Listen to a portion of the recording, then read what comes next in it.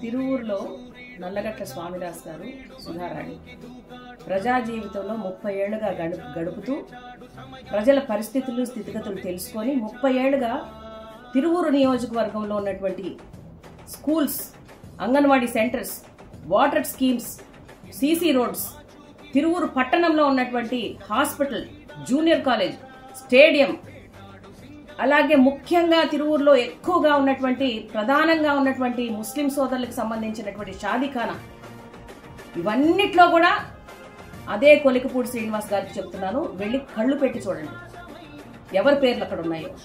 మీరు వచ్చింది 30 రోజులు కాలేదు నిండా, కనీసం ఊరికి ఎల్లలు కూడా తెలీదు. మీ చుట్టూ ఉన్నటువంటి నాయకులు మీరు కనీసం గౌరవించగలుగుతున్నారా? మీ చుట్టూ ఉన్న నాయకుల్ని అడగండి, సుధారాణి స్వామిదాస్ గారు ఈ ఊర్లో ఏం చేశారు. మీ చుట్టూ ఉన్నటువంటి నాయకులకి మనస్సాక్షితో మాట్లాడమనండి. మీరు కనీస సంస్కారం, ప్రత్యర్థి గురించి కనీస సంస్కారం లేకుండా మాట్లాడుతూ ఉన్నారు. ఒక దళిత మహిళని మీరు ఏ విధంగా అవమానిస్తున్నారు? మీకు మనస్సాక్షి మీకు గద్దెంచుదా? మీకు మనస్సాక్షి అంటే బతికుందా అసలు? మీరు మాట్లాడినటువంటి ప్రతి మాటకి ప్రజలు మీకు బుద్ధి చెప్తారు. స్వామిదాస్ గారు అధికారంలో ఉన్నా, పదవిలో ఉన్నా లేకపోయినా వచ్చిన ప్రతి వారికి శాయశక్తులా వారికి సహాయం చేశారు.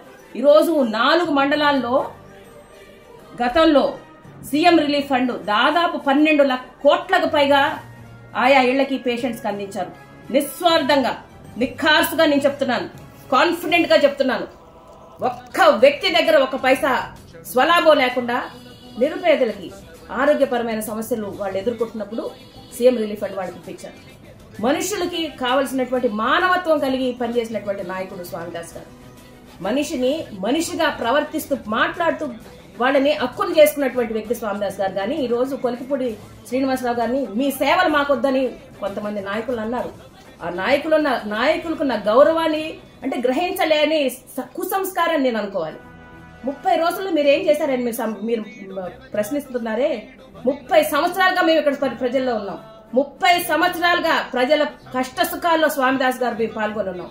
కష్టమో సుఖమో మేము చేయగలిగినటువంటి ప్రతి సేవ వాళ్ళకి మా దగ్గరకు వచ్చిన వాళ్ళని హక్కును చేర్చుకున్నాం. వాళ్ళకి కావాల్సిన ప్రతి విషయంలో మేము నిలబడి ఉన్నాం.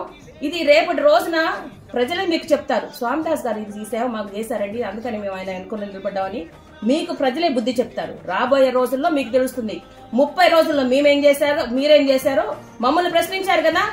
30 సంవత్సరాలుగా మేము ఇక్కడ ఉన్నటువంటి మరి మా ప్రజలతో మాకున్నటువంటి సత్సంబాలే రేపు మనం రాబోయే రోజుల్లో మనం ఎలక్షన్ రిజల్ట్ గా చూస్తాం.